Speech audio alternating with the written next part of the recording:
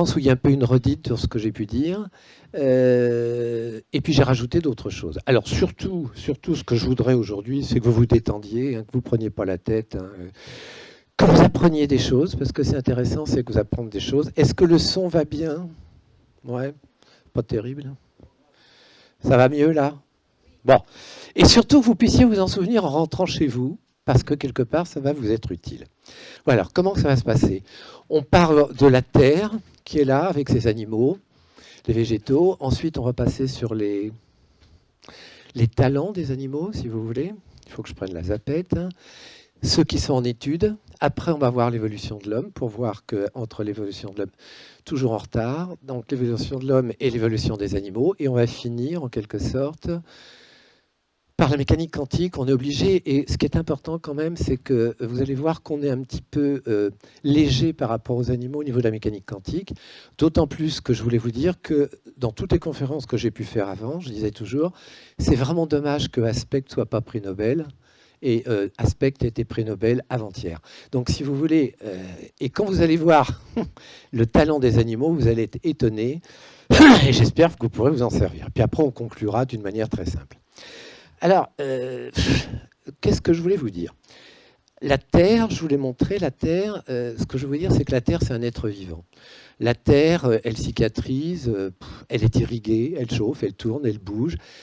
Beaucoup de gens la considèrent comme un magma, mais c'est un peu comme un être vivant. Et actuellement, beaucoup de personnes pensent que c'est un être vivant qui bouge. Est-ce qu'elle a une âme? C'est un autre problème. Alors ensuite, la Terre, si vous voulez, elle est habitée par qui? Par les végétaux et les animaux. Alors la Terre, pour vous donner un ordre d'idée, si vous voulez, qui est là, tiens, voilà. La Terre, l'âge de la Terre, si vous voulez, c'est à peu près 4-5 milliards d'années. Grosso modo, c'est la hauteur de la Tour Eiffel. L'homme, il est apparu à peu près il y a 3,5 millions d'années. C'est très peu, hein. Très très peu. Et pour vous donner un ordre d'idée, l'homme est apparu sur la Terre, ça correspond à la couche de peinture sur la Tour Eiffel. Vous voyez, c'est vraiment très très très récent. Et notre ami Thierry Fauvet, qui était très très très copain avec les poulpes, le poulpe est sur la Terre depuis 500 millions d'années. C'est pour vous dire quand même que les animaux sont là depuis beaucoup plus longtemps que nous. Et tout à l'heure, je ferai une petite aparté sur les poulpes, parce qu'on s'est rendu compte que par des techniques, ça pose problème. Les poulpes, actuellement, il y a une espèce qui est devenue immortelle, qui est utilisée sur des trucs. Enfin, ça, c'est un peu compliqué. Alors, la trame de la conférence, mieux vaut tard que jamais. Donc, la trame de la conférence, si vous voulez, c'est que c'est le directeur du CNRS, la phrase du directeur du CNRS, qui dit « L'homme est un loup pour l'homme, non pas parce que c'est un animal, mais parce que l'homme a renié ses capacités émotionnelles au prorata de capacités intellectuelles qui sont devenues excessives. » Et là, vous allez voir qu'on va, c'est simple hein, jusque-là, qu'on va se rendre compte à quel point on se croit intelligent, on va être obligé de revoir un peu notre copie. Alors ensuite, on a vu que la Terre, si vous voulez, elle est très ancienne, l'homme est là depuis peu de temps. On a vu que nous, on allait plutôt intellectualiser les choses que les ressentir. Et on se rend compte d'une chose qui est marrante. Au départ, les animaux, ils étaient thaumaturgiques, c'est-à-dire que les animaux étaient dans les temples. Après, les animaux, on s'en est servi, si vous voulez, pour les pâturages, des choses comme ça. Après, on s'est rendu compte que le bien-être animal augmentait. Et là, c'est marrant, parce que, là, Thierry l'a dit ce matin, je vous le répète, il y a 33% des foyers qui ont un chat, 27% qui ont un chien, 23 et 37 et 60. Si on associe les cochons d'Inde, les lapins, les cobayes, les hamsters et tout ce qu'on veut, ça fait encore 10%. Actuellement, dans le monde rural, il y a beaucoup de gens qui prennent des poules. Il y a les chevaux aussi. Je passe les NAC, c'est pas grand-chose, c'est 1 ou 2%. Donc on arrive à 85% de foyers qui ont un animal. Si on y associe les ménates, les perroquets, les oiseaux, c'est complètement phénoménal. Et là, je passe sur les poissons. Mais, ce dit en passant, il y a des foyers qui ont et un chien et un chat. Il y a des foyers qui ont 2 chats. Et on se rend compte qu'il n'y a plus d'animaux que de foyers, si vous voulez, dans les mondes, dans nos pays. Je parle de la France, etc.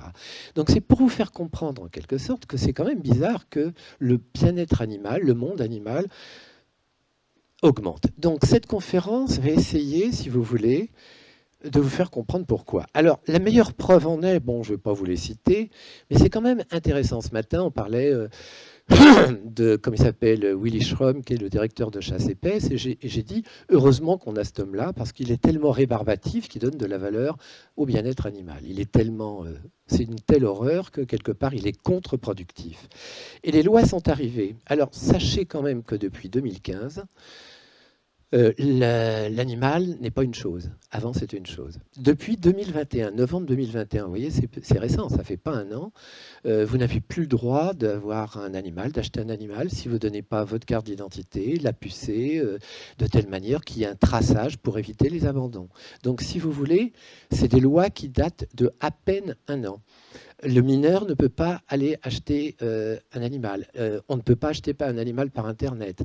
Les animaleries en ligne, ce sera fini. Les animaux à fourrure, c'est fini. Pas les zoos, ça va être très réglementé. Les cirques, terminé.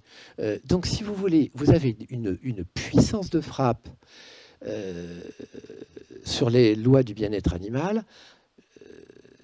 Au Sénat, vous avez quelqu'un qui était contre.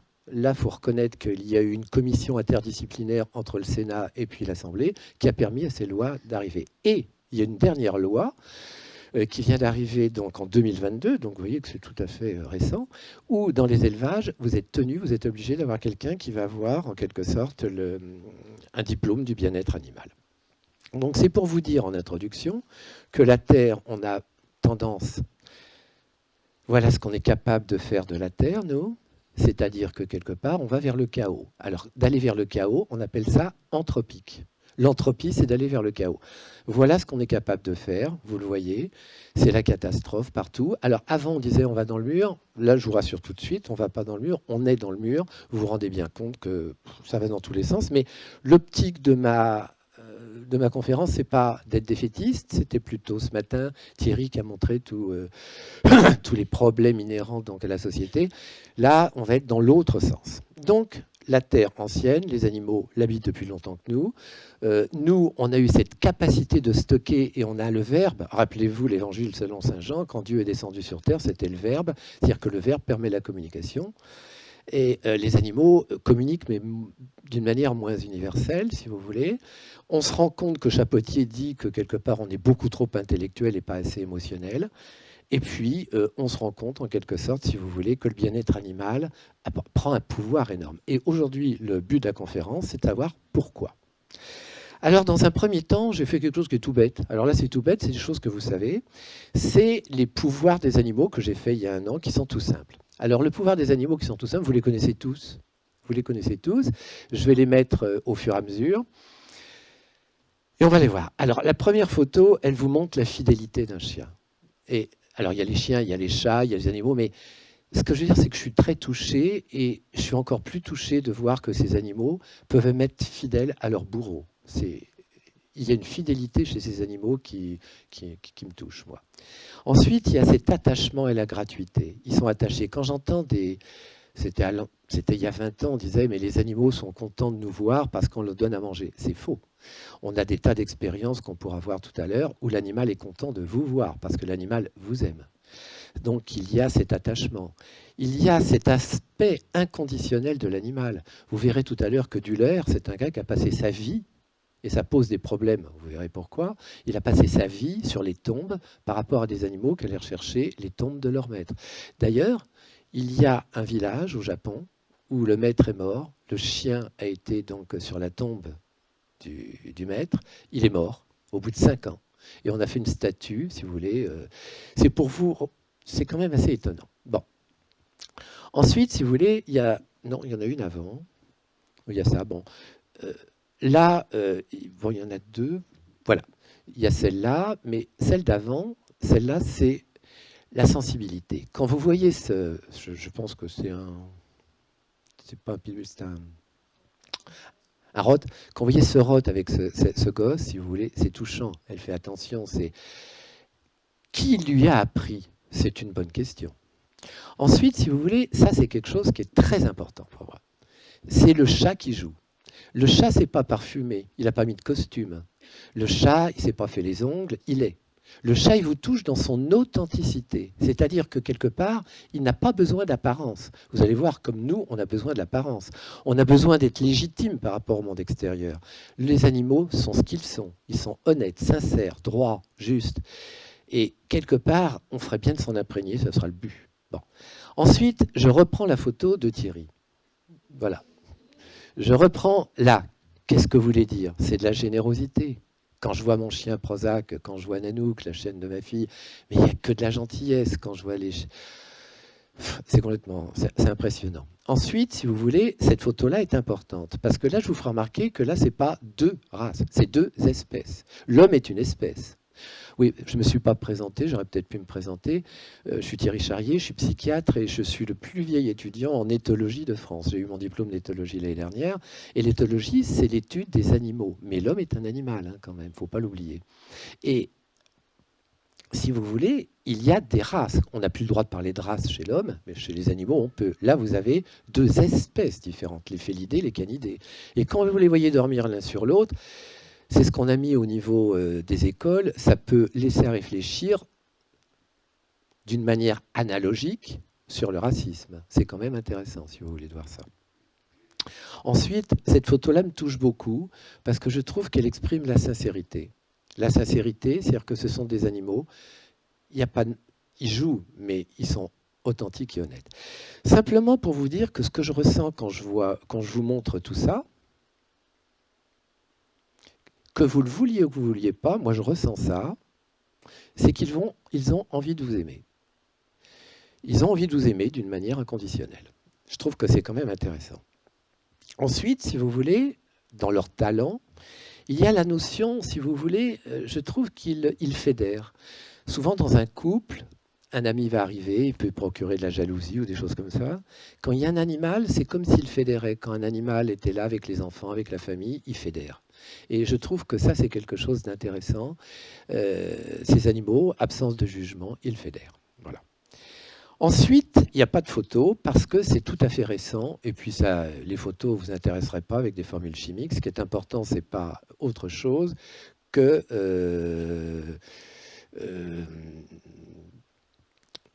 des trucs. C'est-à-dire qu'on s'est rendu compte, et c'est tout à fait récent, l'animal, le chien, le chat, le cheval, les rongeurs, mais surtout le chat et le chien, parce que c'est plus des animaux de compagnie, et les chevaux également, là il y a une spécialiste des chevaux qui peut en parler, ils vous provoquent une augmentation de ocytocine. L'ocytocine, c'est l'hormone du bien-être. Alors, dans un couple, qu'est-ce que c'est que l'ocytocine? Dans les 3 premiers mois d'un couple, c'est plutôt de la lulibérine. C'est-à-dire que la lubérine, c'est le désir. Ça va se pencher sur le désir, sur la sexualité, etc. Et au bout de 3 ans, ça se transforme, pour les couples qui durent, ce qui est une minorité, mais ça c'est encore autre chose, par de la ocytocine. Et l'ocytocine, c'est un petit peu, par exemple, quand vous êtes des couples, que vous regardez un film avec un plateau télé, que vous prenez la main, que vous êtes l'un avec l'autre, que vous échangez, vous êtes dans un bien-être. Vous voyez ce que je veux dire? C'est ça l'ocytocine. Et bien les animaux, quand ils vous regardent, quand je regarde Prozac, mon chien, je sais que mon taux d'ocytocine, je l'ai fait, augmente. Je suis dans le bien-être. Deuxième chose qui est tout à fait récente, c'est la dopamine. La dopamine, c'est l'hormone du plaisir. Alors le plaisir, qu'est-ce que c'est que le plaisir? Par exemple, vous allez fumer une cigarette pour les fumeurs. On a tous un plaisir à aller fumer une cigarette, à aller boire un verre, à retrouver des amis. Le plaisir, c'est le plaisir, la dopamine. Je ne sais pas si vous comprenez. Quand moi j'arrive et que je sais que mon chien m'attend, j'ai du plaisir à la voir. C'est le plaisir. Les chiens, les chats, les chevaux, les animaux provoquent une augmentation de dopamine. Troisième chose, et ça c'est tout à fait récent, ça date d'1 an, c'est qu'on s'est rendu compte qu'il provoquait de la sérotonine. Alors la sérotonine, vous en foutez, c'est le Prozac. D'ailleurs, mon chien s'appelle Prozac. C'est-à-dire que quelque part, il remonte le moral. Il remonte le moral. C'est de la sérotonine, c'est les nouveaux antidépresseurs, c'est le Prozac. Et la 4e chose qu'on vient de découvrir, c'est qu'il diminue le taux de cortisol. Et le cortisol, c'est ce qui provoque le stress. Donc, quand vous êtes face à un animal, que vous voyez ça, il y a une augmentation du bien-être, une augmentation du plaisir, une augmentation du moral et une baisse du stress. Donc ça, c'est prouvé depuis peu de temps. Alors bien entendu, qu'est-ce qu'on va faire? eh ben, on va s'en servir. Je ne vais pas dans le bon sens, on va s'en servir. Alors on va s'en servir comment? D'une manière préventive par rapport à leur sens. Les animaux sont capables de dépister les crises d'épilepsie. Pour un épileptique, je peux vous assurer que c'est très pratique d'avoir un chien qui vous met de côté avant de tomber et de vous mordre la langue. Ils dépistent les hypoglycémies. J'ai 2 diabétiques qui ont un chien qui dépiste les hypoglycémies, c'est quand même très pratique. Ils dépistent également le Covid. Quand j'en avais parlé, quand j'étais antérieurement délégué à la condition animale, j'en avais parlé à l'ARS qui m'avait dit ça serait une violation, de l'intégrité parce que quelque part le chien viendrait vous renifler. Donc on a fait des PCR, on a fait, bon je ne vais pas rentrer dans le débat, mais ils sont très forts au niveau de l'hypoglycémie, au niveau de trucs, au niveau... Et alors là ça pose problème. Là actuellement on a quand même des résultats très probants au niveau du dépistage du cancer. Mais ce qui est important, c'est que par l'ocytocine, la dopamine, tous les trucs qui rendent mieux en quelque sorte, on va les utiliser où? Dans les EHPAD. Parce que dans les EHPAD, ça va donner plus de plaisir, plus on est mieux. Donc si vous voulez, dans les EHPAD, si vous voulez, on va les utiliser. Et où ça devient très intéressant, c'est qu'on va les utiliser dans ces... Là, j'ai mis un enfant, mais ça peut être un adulte, chez les autistes.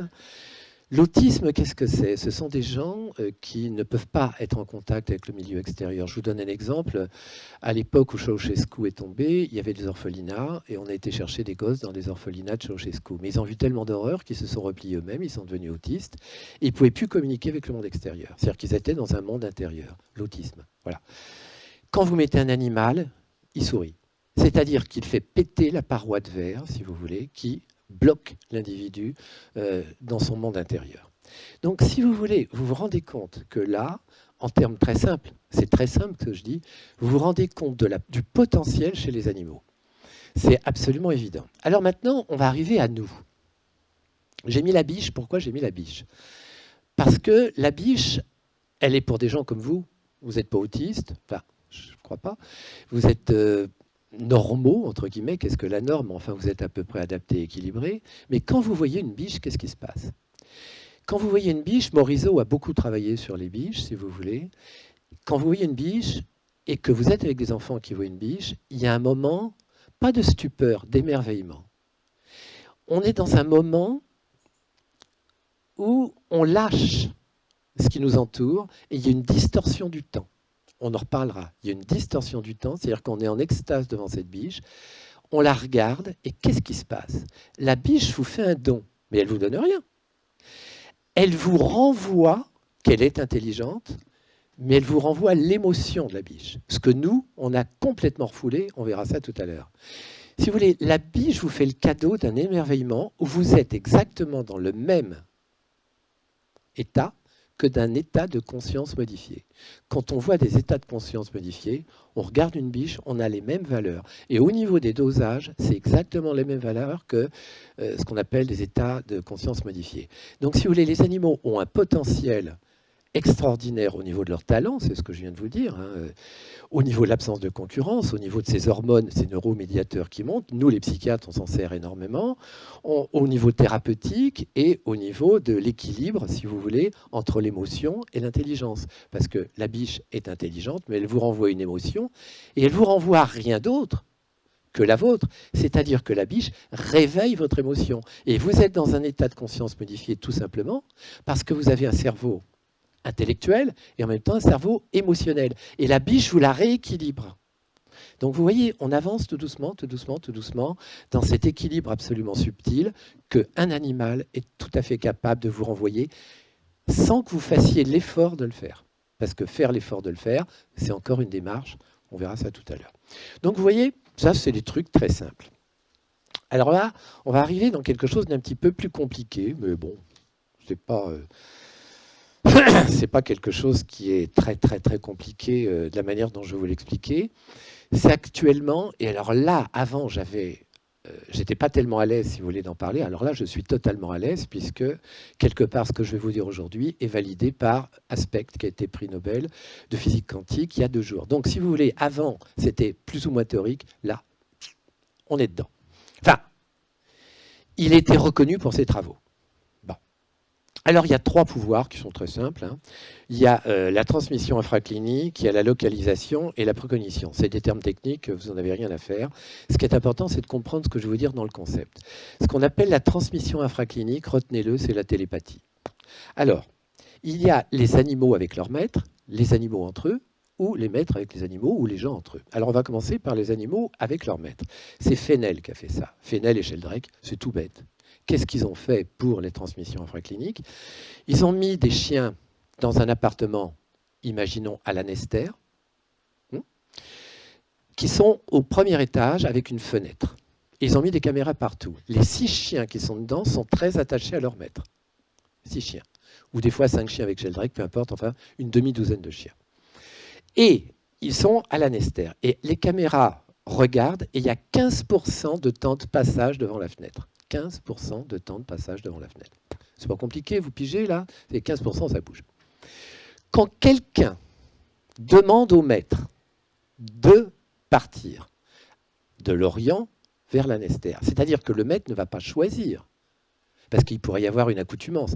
Non, c'est quelqu'un d'autre d'une manière aléatoire qui lui dit tu pars à 3 heures. Une autre fois, tu pars à 5 heures. Une fois, il lui dit tu pars à 8 heures. Vous voyez ce que je veux dire? C'est une manière aléatoire de telle manière que les animaux ne puissent pas savoir à l'avance quand le maître va revenir. Quand on donne l'ordre au maître de revenir, on passe entre 35 et 45% de passage devant la fenêtre. C'est quand même impressionnant. Et quand le maître se met en route, qui part de l'Orient, qu'il arrive au pont, je sais pas, au pont de la Nester ou n'importe quoi, le taux de passage devant la fenêtre est à 65%. On ne comprend pas, on ne sait pas. Tout ce que l'on peut dire, c'est que l'animal sait quand le maître va partir, il sait quand le maître va se décider à partir, et il sait quand, si vous voulez, le maître est en route. Ces expériences ont été faites absolument partout.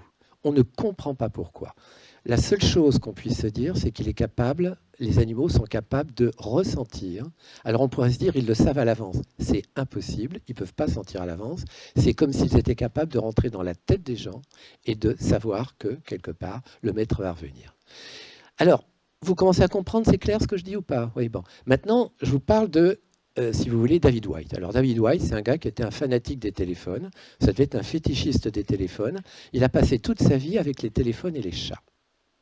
Et il s'est rendu compte que, d'une manière aléatoire, quand les maîtres appelaient au téléphone, le chat se déplaçait sur le combiné, c'était avant les portables, hein, se déplaçait sur les combinés quand le maître téléphonait, d'une manière totalement aléatoire.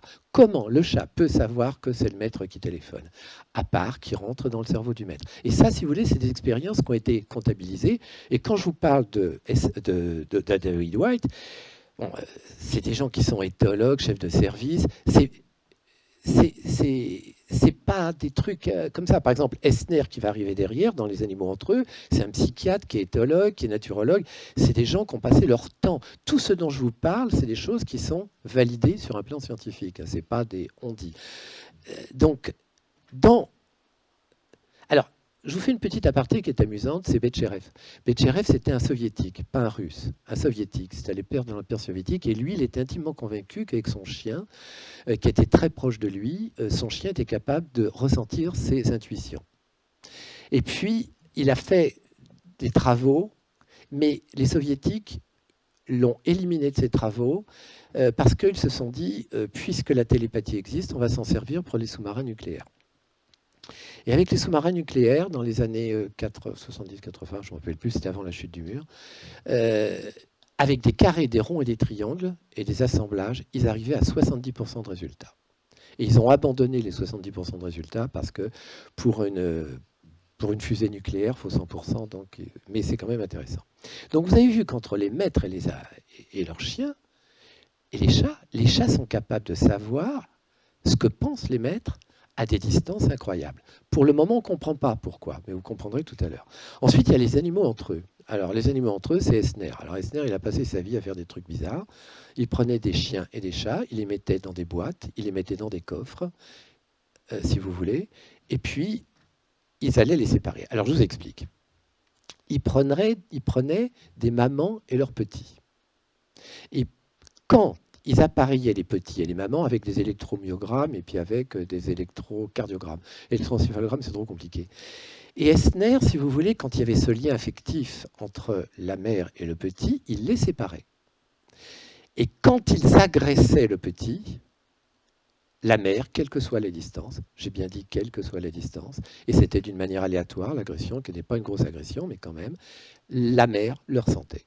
C'est-à-dire que quelque part, les mères ressentent totalement l'agression de leurs enfants s'il y a un lien, on est d'accord, à distance. Vous remarquerez que toutes ces expériences ne marchent pas quand il n'y a pas de lien affectif. C'est-à-dire que les liens qui ont été faits avec Fenel, des chiens qui passent devant la fenêtre, s'il n'y a pas de lien affectif, si le maître est un maître lambda, ça ne marche pas. Là, David White, si le maître n'est pas relié affectivement avec son chat, ça ne marche pas. Dans les expériences d'Esner, si quelque part on met, par exemple, des chiens qui se connaissent peu, avec des petits, si on agresse le petit, ça ne marche pas. Donc, dès qu'il y a un lien affectif, quelle que soit la distance, il y a une perception infraclinique qui fait que quelque part les animaux sont capables de ressentir ce qui se passe très loin chez leurs petits ou d'autres. Ensuite, si vous voulez, il y a des expériences assez étonnantes. Alors, on les étudie actuellement, on ne les comprend pas, c'est les cattle guards, c'est assez étonnant ça.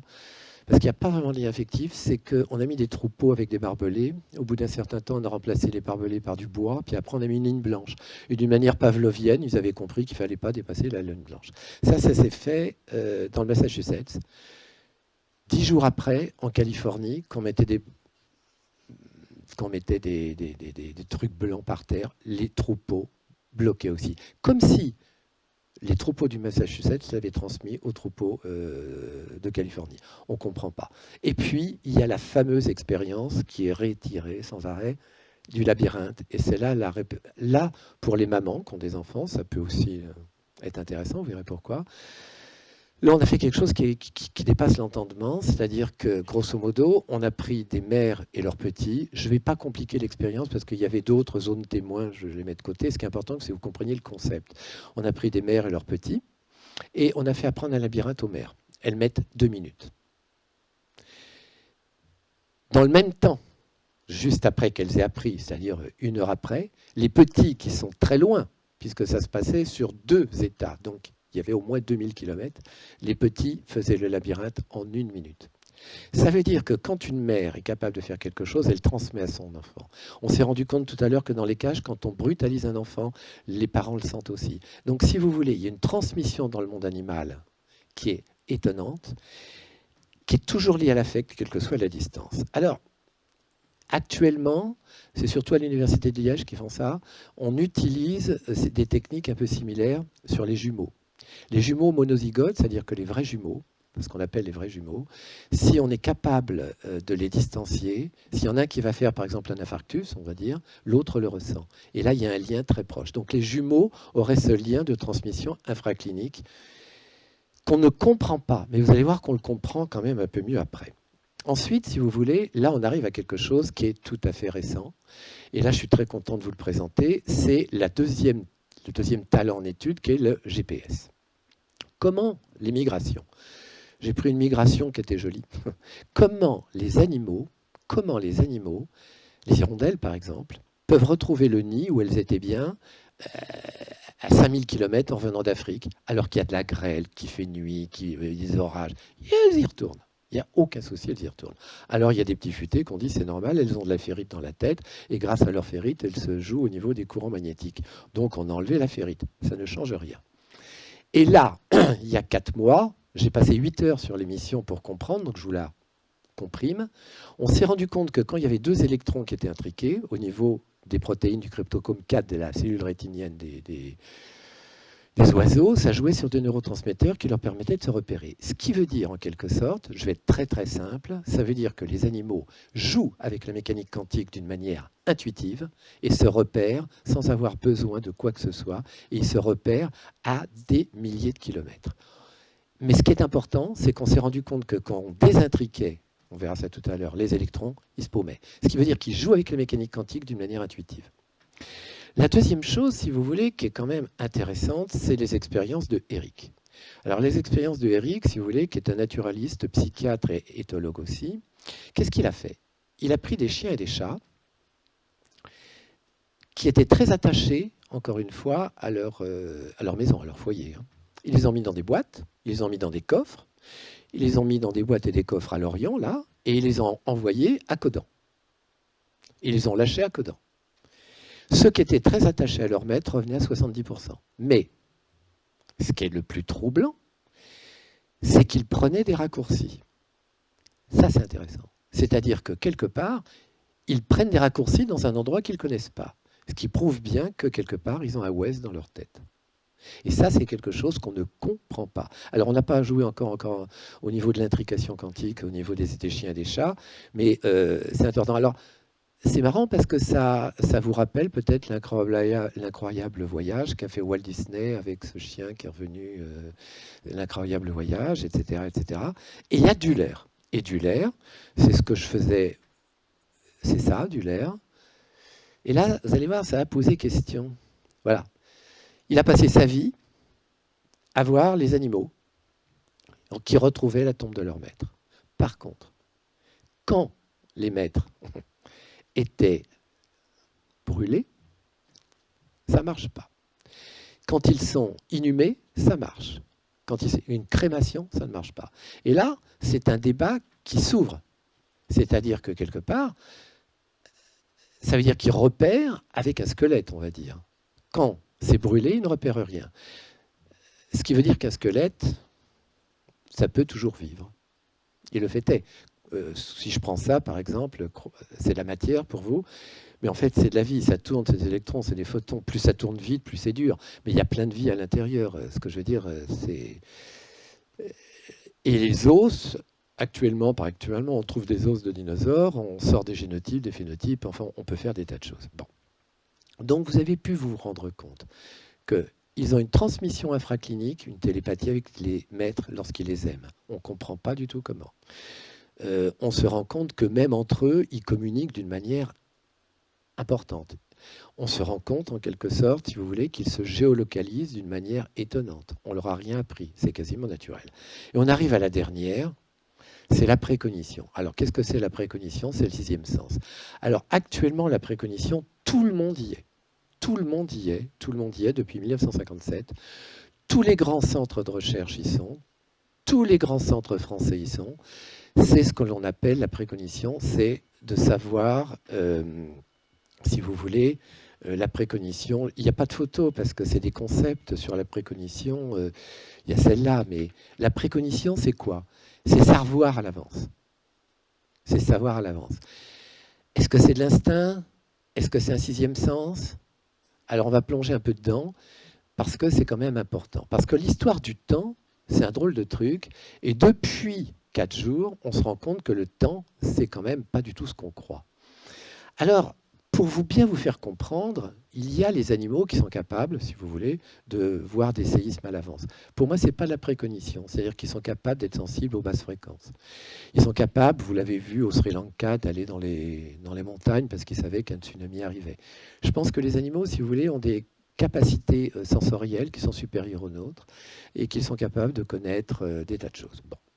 Donc, moi, je dis que ça, c'est pas ça. Mais les Chinois, qui sont des horreurs au niveau des animaux, sont actuellement en train de faire des tas d'expériences en mettant des animaux dans des cages ascensorielles. C'est-à-dire qu'ils ont quand même l'intuition de se dire « et si les animaux étaient capables de savoir à l'avance ce qui va se passer ?» Donc ils font toute une étude qui n'est pas encore sortie, où ils ont mis des tas d'animaux dans des cages ascensorielles, de telle manière, en quelque sorte, qu'ils étudient les animaux en fonction de ce qui se passe. Bon. Alors comment vous faire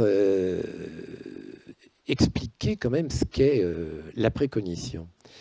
Eh ben, je vais vous donner un exemple qui est tout bête, c'est celui de Jean-Paul Belmondo et de son chat. Son chien, Maya. Jean-Paul Belmondo était quelqu'un qui avait un chien, qui était un Yorkshire, si vous voulez. Ils allaient au restaurant ensemble. Quand on ne le prenait pas... Là, il ne serait pas venu faire la conférence. Il fallait qu'il vienne avec son chien. Bon.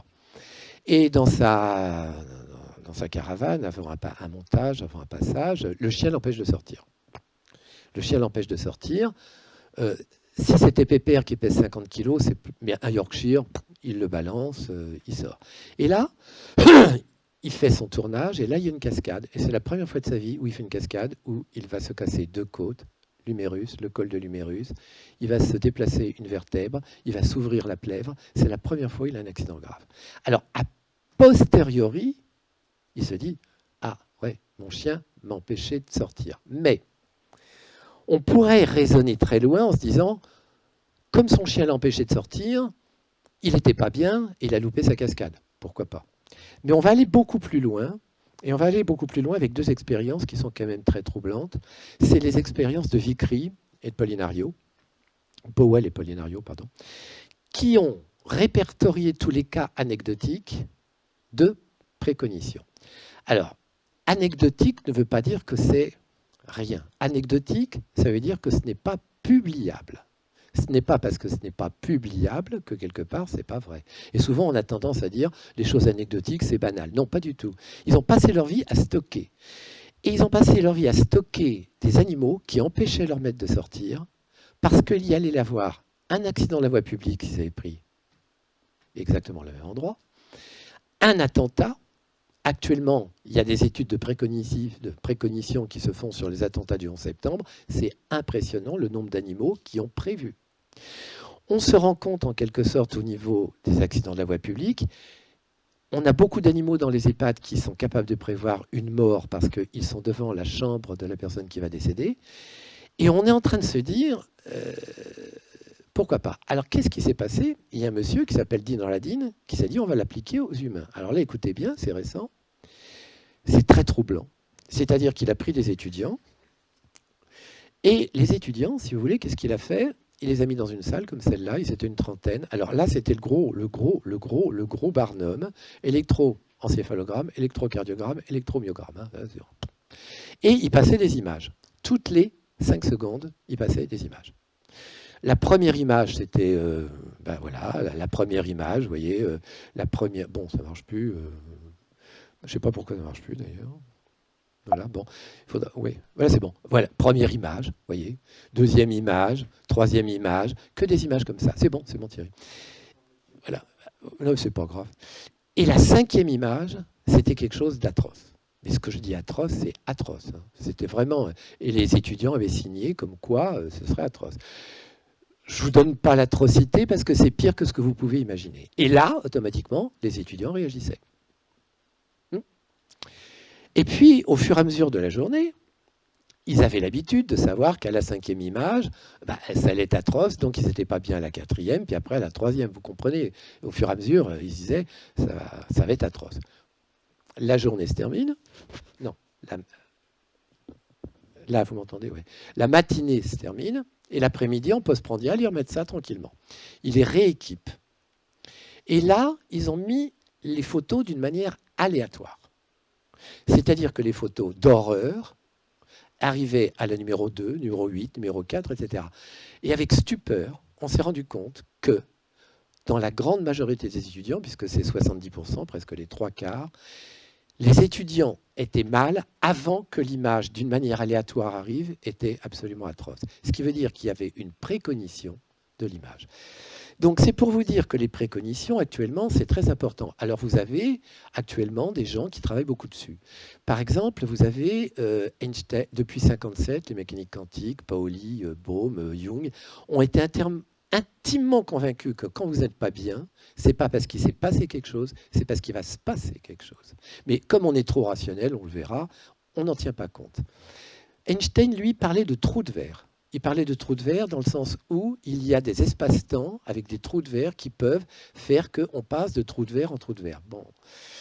Et là, actuellement, il y en a un qui est en train de dériver d'une manière atypique, mais qui est quand même, sa notion est importante. C'est le directeur du CNRS de la recherche de mécanique informatique, qui s'appelle Philippe Guillemant, qui lui dit que lorsque vous avez une intentionnalité atypique, c'est comme si vous aviez tout d'un coup besoin de partir en Espagne, par exemple. Vous voyez, ce qui n'est pas une projection. Une intentionnalité, l'instinct, ce n'est pas la projection, hein, on verra ça. Mais si vous avez une intentionnalité très forte, ce n'est pas une intentionnalité, c'est le futur qui frappe à votre porte.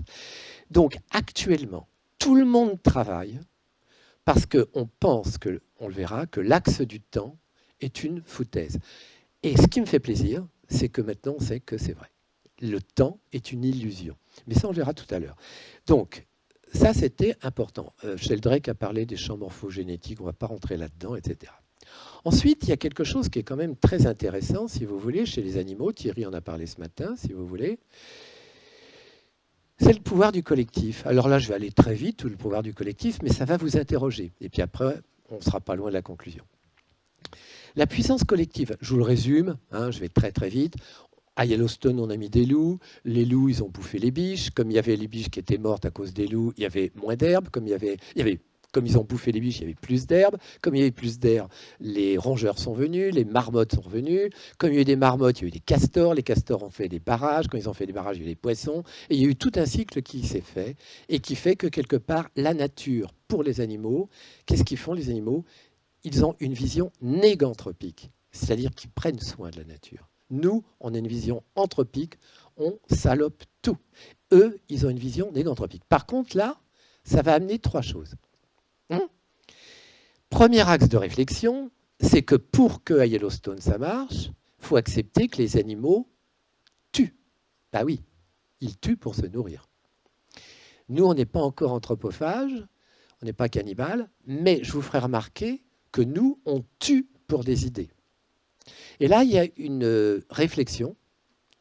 Il y a une réflexion qui peut se donner. Eux, ils tuent pour manger. Ils sont néganthropiques. Nous, on tue pour des idées. Il y a quand même quelque chose qui est très, très, très important dont je voulais vous parler, qui a été repris ce matin. C'est que ça risque de changer par rapport à la duplication moléculaire au niveau des viandes. Actuellement, pour faire simple, les GAFA ont investi beaucoup dans la duplication moléculaire, ce qui fait qu'on risque d'avoir des viandes un petit peu clonées, si vous voulez, qui quelque part sont sans doute aussi bonnes que celles que vous mangez, mais qui vont diminuer automatiquement l'élevage intensif et l'agriculture intensive. Donc, si vous voulez, on peut espérer que ça change. Mais dans le pouvoir du collectif, il y a encore quelque chose qui est vachement important, très très important, c'est l'expérience des Loirs. Et ça m'amuse beaucoup parce que, si vous voulez, l'expérience des Loirs, elle est marrante. C'est-à-dire que quand ils voient qu'il y a peu de nourriture au niveau des arbres, parce qu'ils se nourrissent de fruits ou de choses comme ça, ils provoquent d'une manière automatique une réintégration des organes génitaux. Ils ne produisent plus, grosso modo. Quand il n'y a plus de bouffe, ils ne produisent plus. Et ils le font quasiment naturellement. Et je trouve que dans le pouvoir du collectif des animaux, c'est quand même assez impressionnant. Donc, qu'est-ce qu'on a fait maintenant dans le plan? J'étais obligé d'asseoir parce que vous verrez que la conférence se termine par une phrase qui résume toute la conférence. Mais cette phrase de Hipley, si je vous la sors maintenant, vous allez dire oui, mais là je vous donne toutes les valeurs qui vont vous faire prendre conscience, vous permettre de comprendre que la phrase de Hipley, qu'on verra à la fin, ça approche, est quand même impressionnante de profondeur. Donc qu'est-ce qu'on a vu? Je répète, la Terre, elle est habitée, les animaux, les végétaux, nous on est là bien d'après les animaux, on est anthropique. Ensuite, je vous ai vu que les talents, ils sont psychopompes, ils nous aident, ils sont gentils, ils nous donnent un équilibre. Ensuite, ils sont capables de rentrer dans la tête des gens, ce qu'on appelle la transmission infraclinique. Ils ont un GPS dans leur tête et ensuite, ils sont capables de précognition, ce que tout le monde travaille actuellement, ce dont on est à peu près convaincu, mais on a du mal. Alors, maintenant, ce qui est intéressant, on est obligé de faire, c'est très court, c'est l'évolution de l'homme et des animaux. Alors, ça va choquer pas mal de gens, ce que je vais dire, mais ce n'est que mon niveau, et moi, je suis tout à fait d'accord d'avoir des gens qui pensent différemment. Je ne suis pas Dieu, je n'ai pas la science infuse. Moi, en tant que psychiatre et psychanalyste depuis 40 ans, je le vois, éthologue depuis 2 ou 3 ans. Je suis passé par une très courte apparition politique. J'ai pu avoir une validation de ce que je pensais. C'est assez impressionnant. Ce que je vais vous dire, c'est la vérité. Alors là, c'est ma vérité. Bon. Je pense que, si vous voulez, on pense que l'homme aurait grandi. L'homme aurait grandi. C'est faux. Je pense que l'homme a grandi dans son côté intellectuel. Il transmet, il analyse, il est rigoureux, il est déductif, il projette, il réfléchit, il prévoit, il analyse. C'est ce que l'on appelle, nous, d'une manière un petit peu comme ça, d'une manière, ce qu'on appelle aléatoire. On dit le cerveau gauche. Le cerveau gauche, c'est celui qui est rationnel, analytique, qui gère, qui cadre, qui organise, qui projette, qui réfléchit. Vous comprenez ça? Ça, c'est ce qu'on appelle les valeurs du cerveau gauche. Et, quelque part, automatiquement, on est arrivé à des choses délirantes que vous allez beaucoup mieux comprendre. C'est la dictature du sérieux, de la vertu. Mais on est dans un grand délire. Parallèlement, les valeurs droites du cerveau droit, ce que j'appelle l'analogie, l'instinct, l'irrationnel, ces choses ressenties, ces choses instinctives, ces choses qui ne sont pas du tout dans la magie, hein. Ces choses de cerveau droit sont aux oubliettes. Donc, qu'est-ce qui s'est passé? Ce qui s'est passé, je commence par l'homme, c'est que l'homme, automatiquement, il s'est pris la tête, si vous voulez. Alors, évidemment, n'oubliez pas, je vais prendre les 5 derniers millénaires. Donc, les 5 derniers millénaires, c'est tout petit. C'est depuis que l'homme est en société, qu'il vit dans les villes, qu'il a fait des lois. C'est tout petit, hein, tout va changer. Sachez, n'oubliez pas que l'évolution de l'homme, c'est la couche de peinture sur la Tour Eiffel. Mais on va prendre les 5 derniers millénaires, c'est devenu totalement délirant. C'est devenu totalement délirant parce que on est dans un culte du cerveau gauche, de l'analyse, de la représentativité, de la légitimité, de la déduction. Et qu'est-ce qui se passe? Qu'est-ce qui se passe avec nos valeurs droites? Qu'est-ce qui se passe avec nos valeurs droites d'affect? Les valeurs droites de ressenti, de vécu, c'est quand même embêtant. On ne sait pas trop ce qui s'est passé. Alors qu'est-ce qu'a fait l'homme? Il a continué. Il a transmis, il a réfléchi, il a projeté, il a fait l'informatique pour nous aider. On en est prisonnier. Il a fait des tas de trucs et il pense que les animaux ne sont pas très, très, très futés. Alors, qu'est-ce qu'il a fait, l'homme, après? Parce qu'il est confronté à un drôle de problème. Et celui-là, il ne peut pas le résoudre. Pourquoi on est là? À quoi on sert? Et qu'est-ce qui va se passer derrière nous? Et ça, on ne peut pas y répondre. Et ça le tanne depuis des millénaires. Alors, qu'est-ce qu'il a fait? Il a externalisé un dieu. L'animal n'externalise pas un dieu. Il a externalisé un dieu qui est souvent anthropomorphique. Alors, anthropomorphique, ça veut dire à l'image de l'homme. Alors, vous en avez, hein, dans les religions du livre, les dieux sont anthropomorphiques, mais vous avez plein d'autres formes de religion. Les religions laïques séculières, par exemple, vous avez les religions sur la politique, le socialisme, le communisme, le stalinisme à une époque. Vous avez même maintenant des religions qui sont basées sur des philosophies orientales. Vous avez des religions Bouddha. Vous avez des religions qui sont basées, si vous voulez, même sur le sport, avec les adeptes. On a toujours besoin de projeter une valeur supérieure, ce que ne fait pas l'animal. Donc son cerveau droit, il le projette. Et qu'est-ce qui se passe ? Et là, il se passe quelque chose qui va vous permettre de comprendre ce qui se passe actuellement. C'est-à-dire que plus vous êtes cerveau gauche, plus vous êtes dans les rails de la société. Plus vous refoulez votre côté cerveau droit. Quand le cerveau droit ressort l'affect, par exemple, ils sont mal à l'aise avec ça. Donc, ils vont se référer, comme je vous l'ai dit, à une projection de leur âme sur un monde extérieur qui est ce qu'on appelle le religieux. Et le religieux, ils l'ont habillé en fonction de chacun, ça a donné les religions. C'est complètement hallucinant de voir que, si vous voulez, les religions sont opposées et que depuis la nuit des temps, tout le monde se fout sur la gueule par rapport aux religions. Vous allez, si vous voulez, en Érythrée, une femme a le droit d'avoir 2 hommes. Vous allez à Tanger, un homme a le droit d'avoir 2 femmes. C'est les religions, c'est ce sentiment de religieux d'un Dieu intérieur qu'on a projeté, qu'on a habillé indifféremment, etc. Maintenant, je voudrais vous dire une chose quand même qui est très importante, parce que c'est quelque chose qui nous mine, et moi, en tant que psychiatre, je peux vous dire que quelque part, c'est quand même très impressionnant, c'est que quelque part, la politique est devenue également religieuse. La politique est religieuse. Parce que, en fait, la politique en elle-même recherche un Dieu, un gagnant, quelqu'un qui est en tête d'affiche. Et les gens ne sont plus autonomes. Ils sont devenus, la différence d'autonome, c'est hétéronome.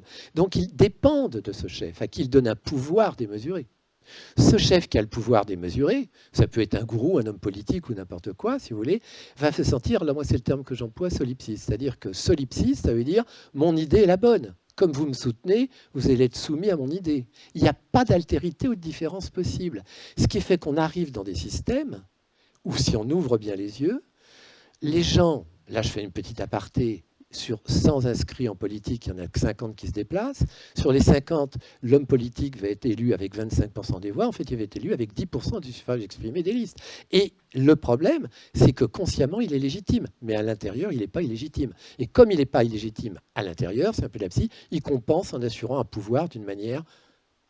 C'est le syndrome d'Ibris, enfin bref, on ne va pas rentrer là-dedans. C'est pour vous dire à quel point on est arrivé dans un monde, si vous voulez... Alors Simone Veil, je ne parle pas de la ministre, je parle de la philosophe, disait, par définition, le système politique est fasciste. Et bien évidemment, le système politique, il est vertical, vous en avez fait un dieu, vous ne pouvez être que soumis à ce dieu. Et si vous avez une vision différente, le dieu à qui vous a donné le pouvoir vous punit en vous excluant, ou autre chose. Donc si vous voulez, c'est pour ça qu'au niveau des animaux, il m'est impossible de faire de la politique. Impossible, parce que les animaux sont cerveau gauche, cerveau droit, ils ne sont pas de gauche ou de droite. Et je suis ressorti du système politique parce que je ne pouvais plus y adhérer. C'est un problème d'éthique de soi par rapport à soi. Mais quand je vois, par exemple, des courants écologistes, par exemple, qui vont se dire de gauche, droite, je ne comprends rien. Les animaux sont au-dessus des clivages politiques. Et si quelqu'un m'oblige à être dans un clivage politique, je ne peux pas rester. Ce n'est pas possible. C'est un problème d'éthique par rapport à une honnêteté vis-à-vis des animaux. Voilà, c'est important, mais que vous compreniez que quelque part, les animaux vont être une méthode pour évoluer. Maintenant, je parle des animaux. Les animaux ne sont pas du tout cerveau gauche comme nous. Ils n'externalisent pas un dieu. Ils l'ont au fond d'eux-mêmes. Quand vous voyez la biche, rappelez-vous, je vous la redonne parce que je l'aime bien, cette photo-là. Quand vous voyez la biche, elle vous renvoie votre animalité, votre instinct. Et en fait, c'est une partie animale au fond de vous-même que vous refoulez. Parce que, je reviens aux politiques, entre parenthèses, quand leur côté affectif ressort, c'est tellement noyauté par les valeurs gauches qu'ils font rien d'autre que de la com. Et le problème, c'est que les gens n'y adhèrent plus parce que c'est que de la com. C'est pas la réalité. Donc vous comprenez mieux actuellement et vous allez voir à quel point les animaux sont intéressants. Parce que les animaux sont cerveau gauche, cerveau droit. Alors là, je m'arrête sur un point qui est important. Alors là, je ne vais pas du tout rentrer encore dans la politique, mais c'est effarant parce que j'ai beaucoup travaillé là-dessus. Quand vous prenez les QI, c'est complètement débile de parler de QI actuellement. Le QI n'existe plus. C'est QI-QE. C'est-à-dire qu'on associe le quotient intellectuel et le quotient émotionnel. Les HPI n'existent plus. C'est HPI, HPE. C'est-à-dire qu'il y a la valeur cerveau gauche intellectuelle et la valeur cerveau droite émotionnelle. Quand vous prenez quelqu'un qui sort d'une grande école, les grandes écoles qui nous donnent nos profils politiques, c'est l'ENA. Alors, ils ont fait l'X, ils ont fait Centrale, ils ont fait HEC, peu importe. Tous ces gens-là ont un QI, ils sont HPI, oui, haut potentiel intellectuel. Il n'y a aucun problème. Mais lorsqu'on leur fait faire des potentiels émotionnels, ils sont à ras des baskets, ce qui est normal, puisque je reprends ma théorie qui n'est pas du tout dans celle des animaux. Ils sont HPI, ils sont intellectuels, ils prennent le pouvoir, les gens leur donnent le pouvoir, et ils sont dans une logique de cerveau gauche. Et dès que le cerveau droit apparaît, c'est l'ennemi. On ne peut pas être faible, puisque être faible, c'est une défaillance. Alors qu'un animal qui est faible, c'est un atout. Enfin, voilà. Donc les animaux, eux, sont gauche et droit. Ils vous touchent. Les animaux, si vous voulez, si on allait un petit peu plus loin maintenant, un dauphin, son QI est de 85 à peu près. 70 à 95, il est de 80. Mais il a un QE qu'on peut doser qui est de 120. 80-120, ça fait 200. Donc il a un quotient intellectuel émotionnel qui est de 100. Si je prends un homme politique, on peut prendre un homme politique, si vous voulez, mais peu importe, ce n'est pas une question de gauche ou de droite. On prend un homme politique qui va gouverner, il aura une valeur intellectuelle au minimum à 110, 115. Pas 130, hein, puisque 130, on est très haut, mais il va être à 120. Mais quand on voit leur QE, il est à 8, 10. 120 et 10, ça fait 130, vous faites la totalité, 65. Et nous, par rapport à nos critères, on se permet de dire que les animaux sont moins intelligents que nous. Mais les animaux, les dauphins nous verraient fonctionner, ils se diraient, mais c'est quoi ce truc? Vous voyez ce que je veux dire? C'est quoi? Oui, mais on en rit, mais ça pose problème, parce que là, on est dans des trucs complètement fous, et on a des solutions chez nous dont on ne se sert pas. En allant plus loin, les animaux, si vous voulez, ils sont tout à fait capables de nous dire, mais essayez d'adopter de la sensibilité, de l'affect, votre sixième sens, vérifiez si votre intuition est bonne, essayez d'associer, mais arrêtez d'être toujours dans cette reconnaissance, dans cette course à l'échalote de la réussite. c'est aller dire à un animal, par exemple comme Prozac, mon chien, plus tu vas travailler, tu vas gagner du sous. Mais regardez, il ne comprend pas, si vous voulez. Je pense on a dérivé depuis des milliers d'années d'une manière effarante. Ça, c'était bien pour vous faire différencier l'homme de l'animal. Alors maintenant, la mécanique quantique, c'est très important d'y penser. Alors, je vais aller très vite sur la mécanique quantique. La mécanique quantique, on ne la comprend pas. Voilà, comme ça, c'est pratique. On ne fait que l'observer. Ce qui est important dans la mécanique quantique, vous allez voir, tout va se relier, hein, c'est que l'onde et la particule, c'est la même chose. C'est dur à comprendre, mais c'est comme ça. Je ne vais pas vous faire l'expérience des deux fentes, de Schrödinger, du chat, etc. C'est-à-dire que quand vous regardez, vous créez la particule. Si vous ne la regardez plus, la particule devient une onde. Si vous voulez, je vais faire quelque chose qui va être grossier, mais qui vous permettra de comprendre. Quand vous regardez une étoile, c'est le fait de la regarder qui la crée. Grosso modo, la mécanique quantique nous prouve que quelque part, l'acte d'observer provoque la création. Tout est ondulatoire et informatif, et quand on regarde, ça devient une particule. Il y a ce qu'on appelle cette dualité onde-matière, qui marche très bien. Mécanique des fluides, des transistors, j'en passe et des meilleurs, mais on ne comprend pas. Et ça, c'est dans l'infiniment petit. Maintenant, on va plus loin. Vous avez compris la dualité onde-matière, il n'y a rien à comprendre, il n'y a qu'à savoir. Mais ce qui est important, c'est qu'on se rend compte qu'il y a une onde et une matière. Maintenant, l'intrication. Si je prends un cheveu de n'importe quelle personne qui est venue ici, que je le coupe, il va y avoir des molécules. Dans ces molécules, il va y avoir des cellules. Dans les cellules, et après, il va y avoir des particules. Si je prends une particule, un électron, un photon, que je le coupe en deux, il va y avoir deux particules. Ces deux particules vont être intriquées. C'est ça, aspect. C'est-à-dire que si on en fait bouger une, l'autre bouge automatiquement. On ne comprend pas pourquoi. C'est comme si ces deux particules qu'on a coupées, ces particules qu'on a coupées à deux, qui nous ont des deux particules, c'est comme si elles étaient qu'une particule reliée. Et là, il se passe quelque chose d'important qui nous ramène aux animaux. C'est que cette intrication quantique dont je vous avais parlé sur les électrons solitaires au niveau des cryptochromes des animaux, cellules rétiniennes des animaux, elle est instantanée. Ce qui veut dire que notre temps, c'est le passé, le présent, le futur, est basé à la vitesse de la lumière. 400 000 km/s, bon. Ce qui est important, c'est qu'à partir du moment où il y a une instantanéité, ça veut dire que la flèche du temps n'existe plus. Ça veut dire que la flèche du temps, passé, présent, futur, peut très bien être futur, présent, passé, etc. Ça va dans tous les sens. Ça veut dire en quelque sorte que là, on arrive à des choses par la mécanique quantique qui nous rappellent les expériences des animaux. C'est-à-dire que quelque part, il y a l'aspect corpusculaire et l'aspect ondulatoire. L'aspect ondulatoire, c'est ce qui peut permettre aux animaux de ressentir à distance ce qui se passe dans la tête de leur maître. Le GPS, on s'est rendu compte que c'était l'intrication quantique. Et là, par rapport à l'expérience d'aspect et l'instantanéité de l'information, qui explose la flèche du temps, ça veut dire que quelque part, ce qui se passe dans le passé est important, mais ce qui se passe dans le futur l'est autant. Et ce qui est marrant, c'est que dans la bande des copains de Copenhague, Einstein, Bohm, Pauli, etc., ils se sont dit comment nous, on peut interférer avec le futur. Parce qu'on est très cerveau gauche. Les animaux qui sont cerveau gauche, cerveau droit, le font naturellement. Mais nous, comme on a notre carte verte, notre carte bleue, qu'il faut payer les loyers, les trucs numériques, etc., on est bouffé par la technique. Donc, on n'est pas comme les animaux, si vous voulez. On ferait bien de s'en imprégner, mais c'est autre chose. Mais le problème, c'est que nous, le futur intervient quand même chez nous. Comment le futur intervient chez nous ? Par les synchronicités, c'est ce que l'on parle souvent. Qu'est-ce que c'est qu'une synchronicité ? C'est des trous de verre, en fait. C'est des choses bizarres qui arrivent, qui n'ont pas de sens. Pourquoi n'ont pas de sens ? Parce qu'elles ne sont pas liées à la causalité. Les hasards, on en reparlera tout à l'heure, je suis intimement convaincu que les hasards sont inversement proportionnels avec l'instinct, les hasards, et les rêves. Et c'est pour ça que je travaille sur les rêves, parce que je me rends compte depuis 40 ans que les rêves sont bien, ils précèdent notre réalité. Le problème, c'est qu'il ne faut pas les traduire en argent comptant par rapport à la réalité, mais ils nous donnent des indications. Alors non, je ne suis pas le grand Manitou, hein. Jung était le grand Manitou de ça, Paoli aussi, et tous les grands physiciens disent à peu près la même chose. Donc si vous voulez donner un sens à notre vie, c'est pas d'être performant, c'est de tenir compte de ces hasards, de tenir compte de ces synchronicités, de tenir compte de nos rêves et de se rendre compte que là, on tient compte de notre cerveau droit comme on peut et on s'aligne différemment. Voilà. Donc, si je conclus, vous allez voir que la conclusion, la phrase d'Hippler, vous la comprendrez bien. S'il y a des choses que vous n'avez pas compris, il faudra poser des questions, hein, mais bon.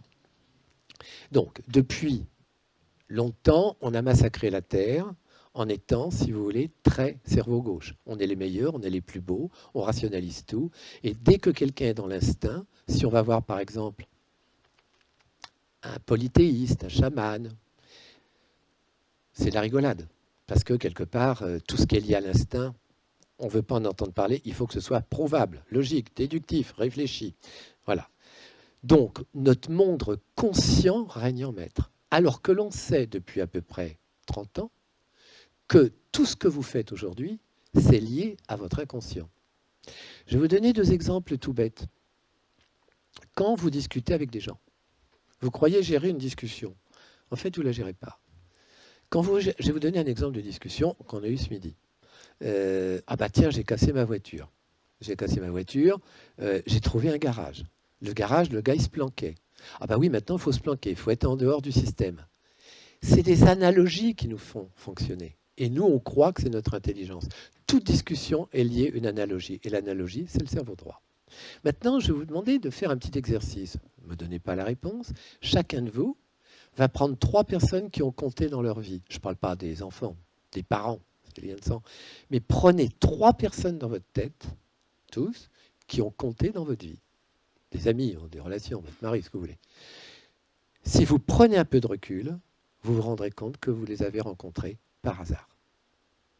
Et ce qui est très marrant, c'est que moi, dans mon cabinet, quand j'étudie les rencontres, je peux vous dire que ce n'est pas du tout du hasard. C'est comme si les gens qu'on rencontrait avaient un sens, mais que notre cerveau gauche ne permet pas de comprendre.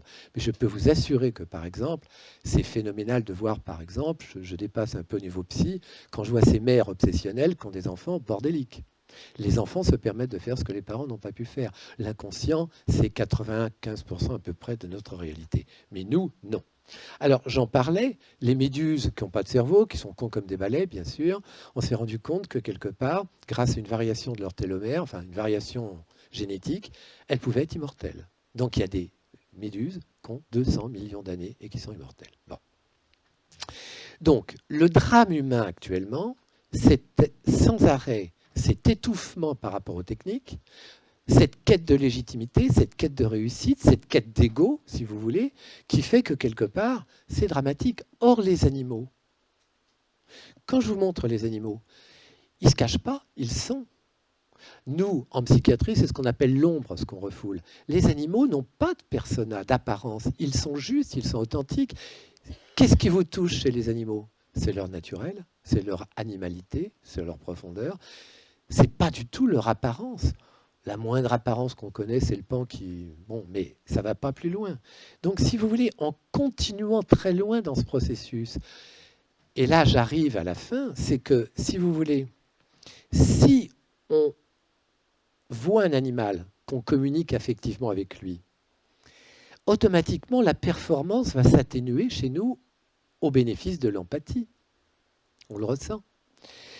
L'apparence va s'atténuer au profit de l'authenticité. Moins de calcul. Le pouvoir va s'associer à l'écoute. Le solipsisme, c'est moi le meilleur, va s'associer à la concertation. Si vous voulez, ce qui est important à comprendre, c'est que actuellement les animaux sont une clé de par leur qualité, de par ce qu'ils sont capables de nous donner. Et la mécanique quantique nous dit qu'ils sont capables de l'utiliser, alors que nous, on est tellement inféodés au système de valeurs sociales qu'on n'y arrive pas. C'est des clés qui nous permettent de vivre les choses. Maintenant, qu'est-ce qui se passe? Actuellement, il se passe que quelqu'un qui ne discute pas un ordre, c'est quelqu'un qui est soumis. On se doit d'être anticonformiste, on se doit d'être un petit peu disruptif, c'est le minimum. Quand j'étais à la mairie, première chose qu'on m'a dit, quand je proposais une idée, t'es disruptif. C'est une qualité. Ça ne veut pas dire qu'on est contre quelque chose, on propose quelque chose qui n'est pas lié aux habitudes. Vous voyez ce que je veux dire? Et actuellement, il faut surtout aller dans les habitudes. Et en fait, on n'est pas dans la créativité. Quelqu'un qui est dans la créativité est par nature disruptif, anticonformiste. C'est une qualité. Et comme Thierry le disait bien, tout s'accélère. Et actuellement, on parle de grandes démissions. Non. Là, il y a ma fille, je n'ai pas peur de la citer, qui a tout largué pour prendre une roulotte et faire le tour de l'Europe, etc., qui lâche tout. Elle lâche tout. Mon fils, quelque part, qui est à côté, il dit, j'en ai marre du système. On est asphyxié par ce système. Et quelque part, la grande démission est l'expression peut-être d'une prise de conscience qu'il faut vivre en cerveau gauche et en cerveau droit. Je ne sais pas si je suis clair. Alors maintenant, je vais vous donner 3 phrases pour finir. Et puis, avant les 3 phrases pour terminer, je vous ferai remarquer quand même que depuis la nuit des temps, et même on pense que le christianisme vient de là, c'est le taoïsme qui est bien plus ancien. Le taoïsme, vous savez, c'est le yin et le yang. En fait, c'est l'équilibre. En fait. Alors, je vous donne 3 phrases, si vous voulez, qui sont de plus en plus puissantes. Ce n'est pas qu'elles sont de plus en plus puissantes en tant que telles, c'est qu'elles sont de plus en plus puissantes dans l'accompagnement de ma démonstration, quoi. Marguerite Yourcenar, je les cite. Il y a toujours en moi cet aspect bouleversant de l'animal qui ne possède rien, sauf sa vie que souvent nous lui prenons. Il y a cette liberté de l'animal qui vit sa réalité sans tout le faux que nous, les hommes, ajoutons bien souvent à notre sensation d'exister. C'est pourquoi la souffrance des animaux me touche à ce point comme la souffrance des enfants. Vous voyez, qu'est-ce qu'elle dit, Marguerite Yourcenar?